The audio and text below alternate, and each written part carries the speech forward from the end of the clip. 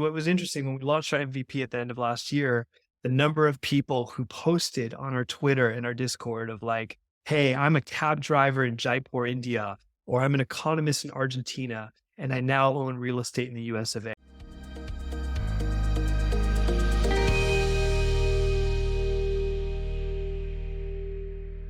Is your daily real estate syndication show. I'm your host, Whitney Sewell. Well, today we have a special guest. His name is Joshua Kagan. He's the co-founder and CEO of Bonfire. And he's on a mission to democratize access to real estate. Bonfire transforms income producing assets into tokens, allowing everyday folks like you to participate in property ownership. He has 14 years of experience in fintech and real estate, brings a wealth of knowledge to the table. Today, we're focusing on the perspectives of sponsors and passive investors in the real estate syndication space. We're going to explore how tokenization and blockchain technology are they're revolutionizing, right, the industry, making it more accessible and transparent to both sponsors and passive investors. So join us, and we're going to discuss this over a 2-day series. We're going to be with Joshua. We're going to separate those items a little bit between sponsors and passive investors, but they blend so much, right? You're going to hear me talk about that. I want to know a number of these things because I'm a sponsor. I'm also a passive investor, but I want to know these things, and I want to know a lot more than this. But with the time we had, there's a number of things here I want to know because I want to protect my passive investors, right? I want to, anybody that's investing in our deal and through their platform, if we use Bonfire or another option like them, there's a number of things I want to know on behalf of our investors, right? And you're going to hear us talk about all those things over the next 2 days. Joshua, welcome to the show. I'm looking forward to this conversation because I know this is like your skill sets are like a up and coming thing. I feel like it's just going to grow and that we all need to know about. And so give the listeners a little more about yourself, a little bit of background that you were sharing with me even when we first got on here, because it's very impressive. And I want to dive into, what Bonfire is and hear that from you as well. But first, who is Joshua? Give us a little bit more about you and then we'll jump in. First of all, thank you, Whitney, for having me. Big fan of the show. It's great to be here. And yeah, my background is kind of a combination of real estate and technology and finance. So I worked at a venture capital firm that was doing investing in Internet of Things and buildings and things of that nature.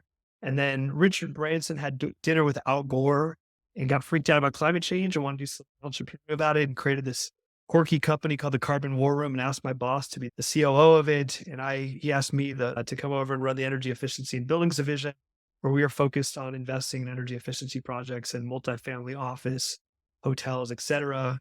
Did that for 4.5 years. We got acquired. And then I went to a startup called Clean Fund.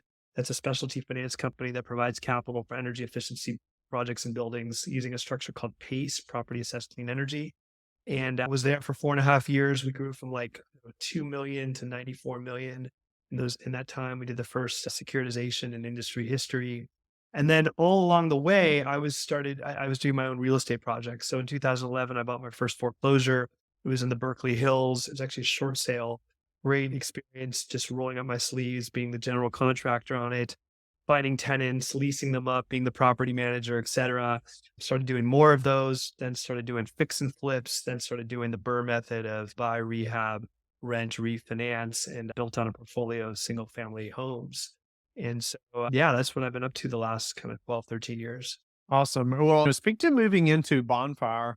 Like, what is Bonfire and what does it do? What's the problem it's solving? And let's dive into some of that.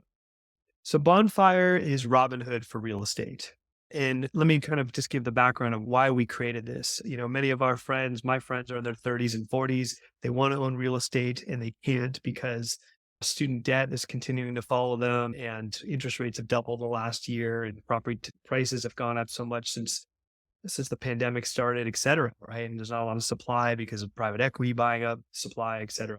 And yet these are people who are making $100,000 a year, who own stocks, who own maybe some crypto, and they want to have real estate in their portfolio. And there's no real easy way for them to have access to good deals. I mean, yes, there's REITs, but investing in a REIT is investing in a corporation that goes out and buys real estate and you're paying the overhead of the corporation before you're getting any distributions. And there's just not a real simple way for people to invest in very good deals at a low price point, and as easy as buying a stock.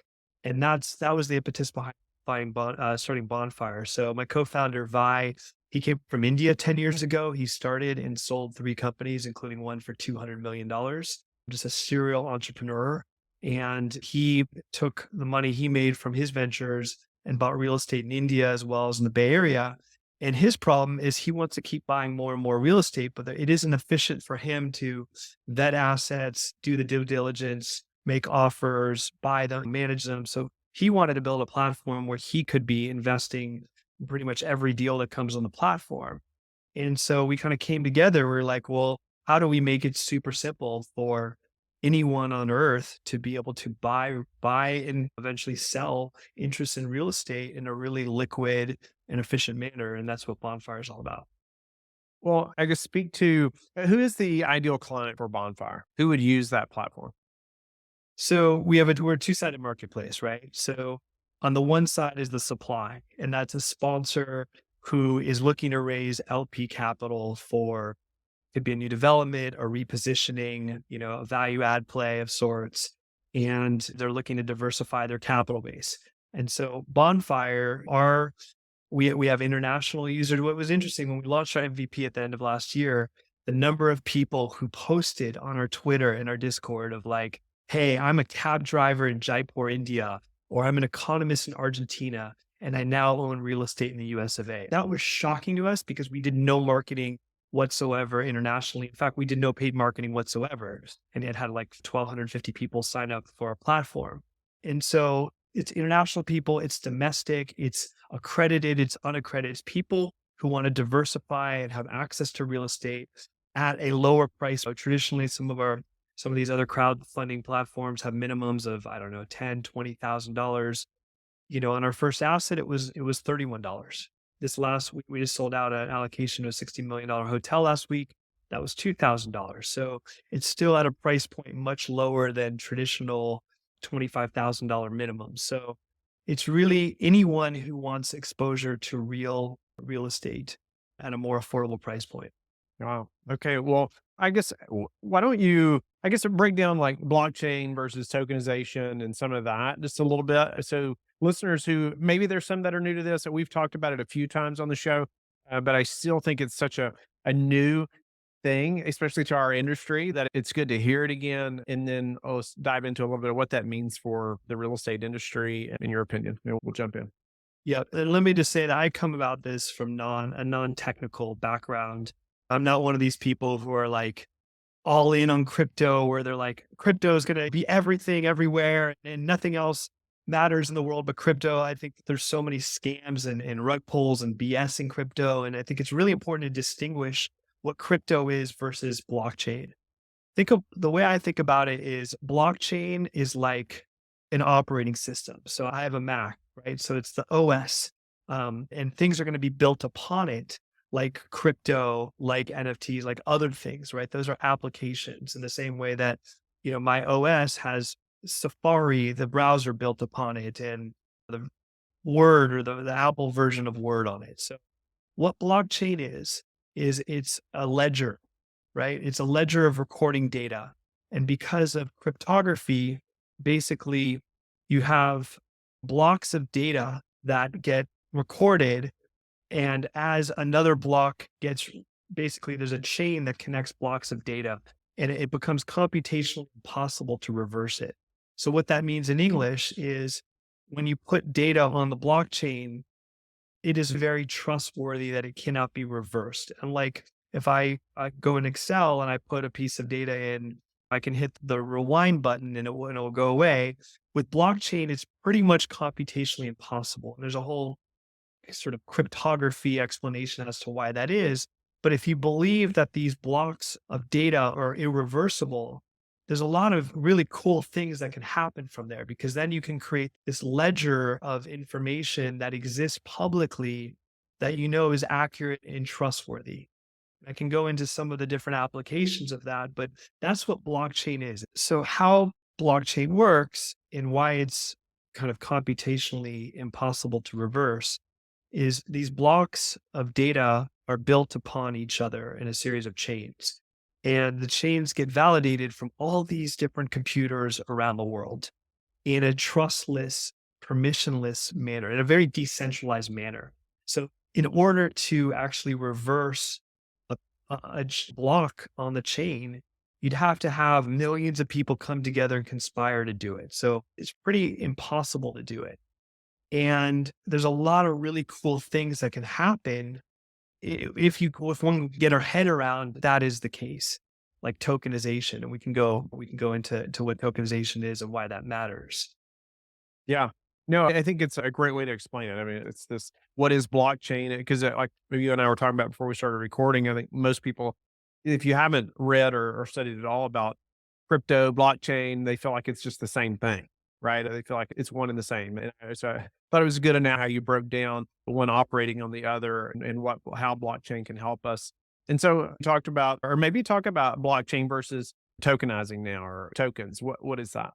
Yeah, just one last thing to riff off from what you just said is I remember when the internet went mainstream in the late 90s, right? And I was around and there was a lot of scams on the what they called then the World Wide Web, and email scams. And those scams were happening at the sort of application level. So the fundamental technology of the internet was neutral, but people built technologies on top of it that could be used for good or it could be used for scams. And I feel like the same exact thing is happening with blockchain.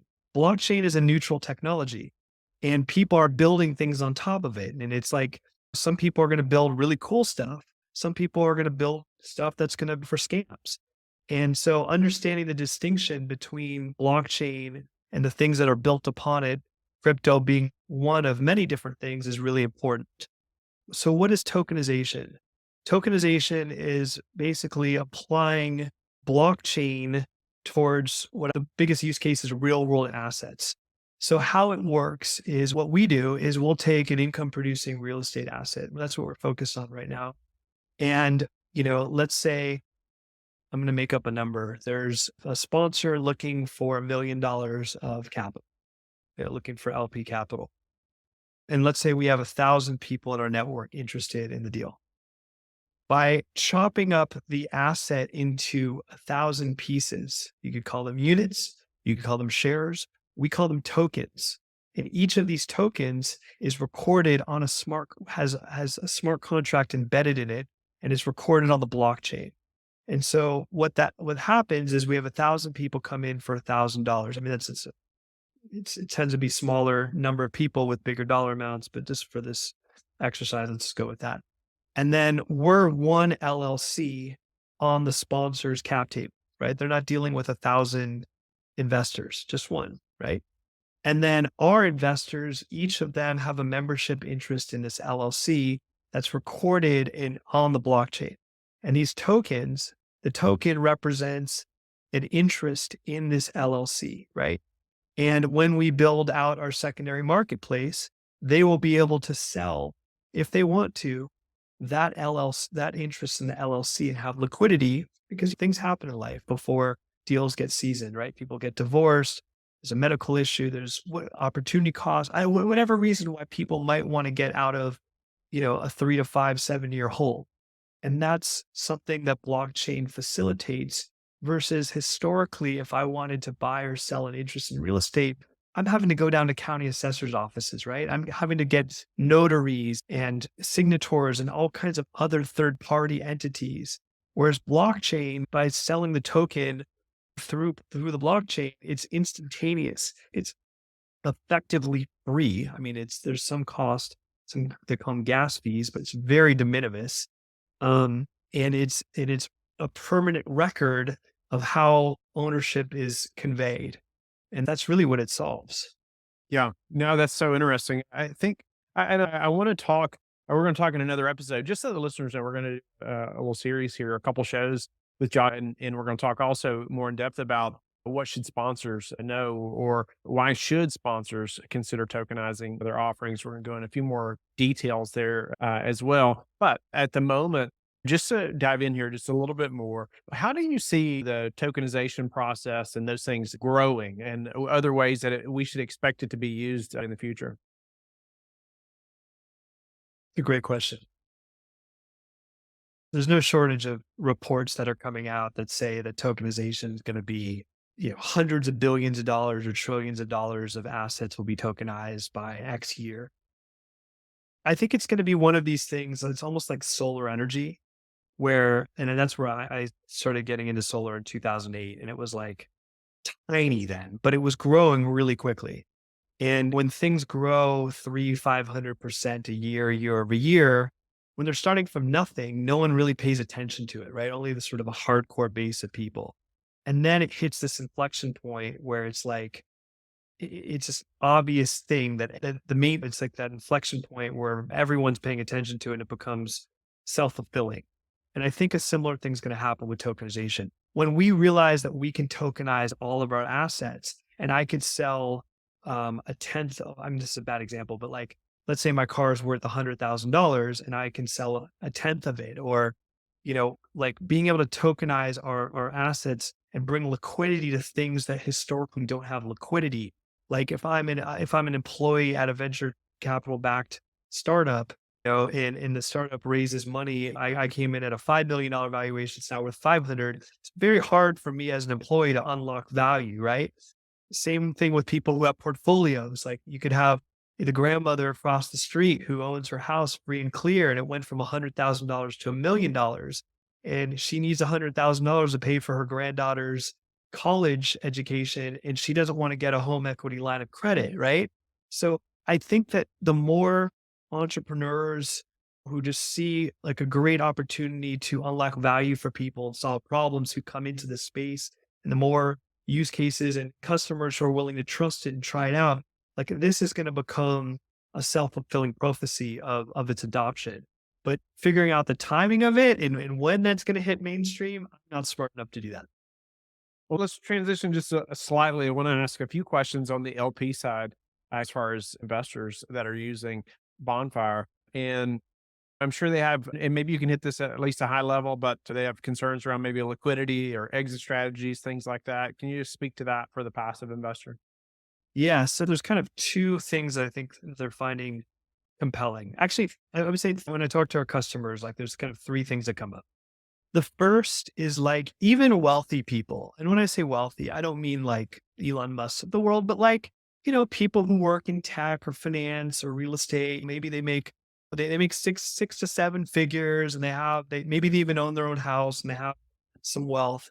They don't have a lot of access to really good deals. That's like point number one, because really good deals tend to go institutional, right? Or ultra high net worth individuals, right? So that's one layer. The second is, let's say they do have access. There's often very high minimums to be able to get in, right?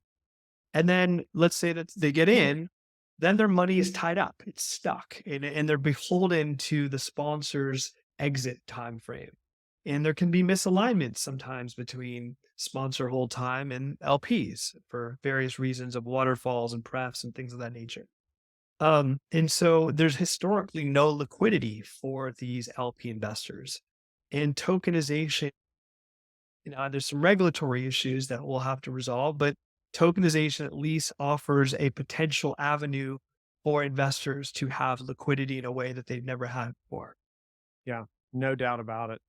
But is that something that's available now? Is that something that limited partners, past investors should expect down the road? What do you think the timeline on something like that to be more liquid?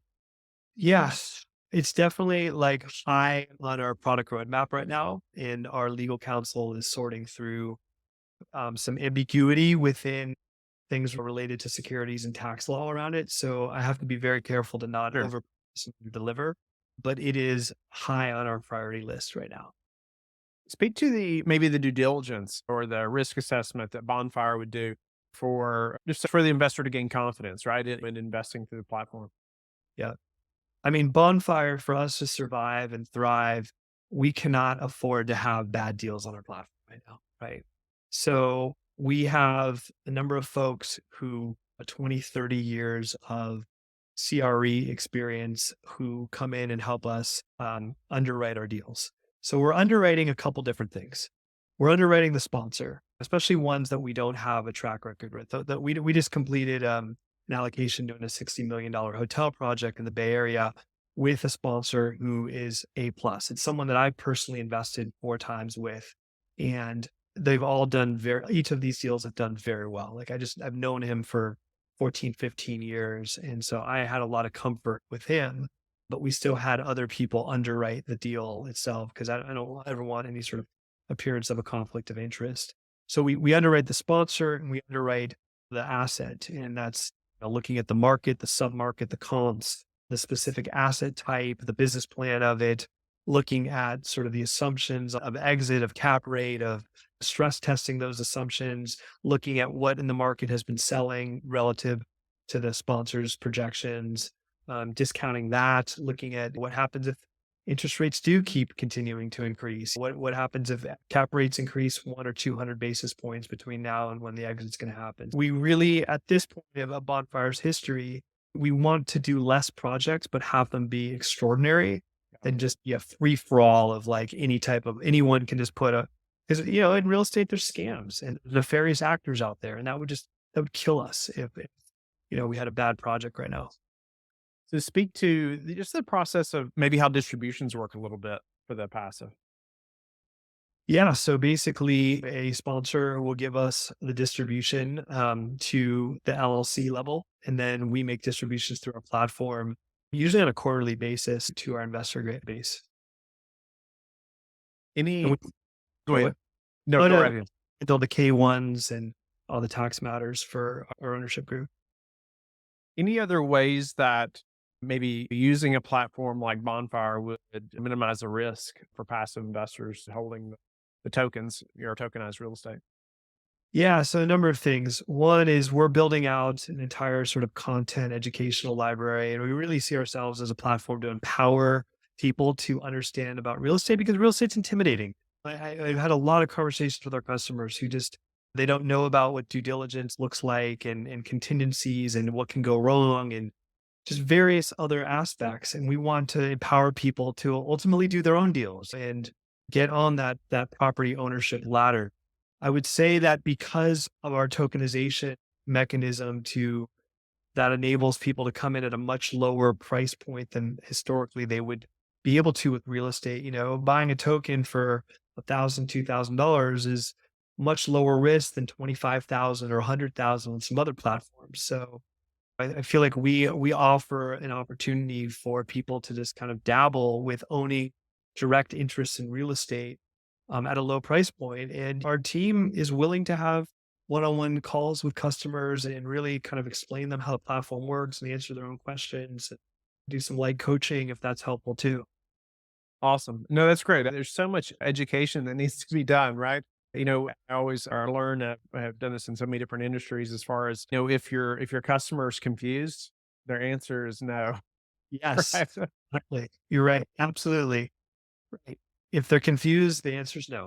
Yeah. So Yeah. And this being such a new thing, it can gain so much excitement, but I can see so much confusion too around, what it is because it's confused with blockchain versus crypto and those things. And I think you've done a great job explaining that. Joshua, I normally go to a few final questions, but just so the listener know, we're going to do that in the next episode with Joshua. But I want you to go ahead and tell the listeners how they can get in touch with you and how they can learn more about you and Bonfire before we move to the next round. a number of ways. Email me directly, joshua@bonfire.capital. Our website is www.bonfire.capital. You can find me on LinkedIn. Bonfire DAO, DAO is our LinkedIn handle. Mine is Joshua Kagan, I think 1. But I'm very available and accessible, so feel free to reach out.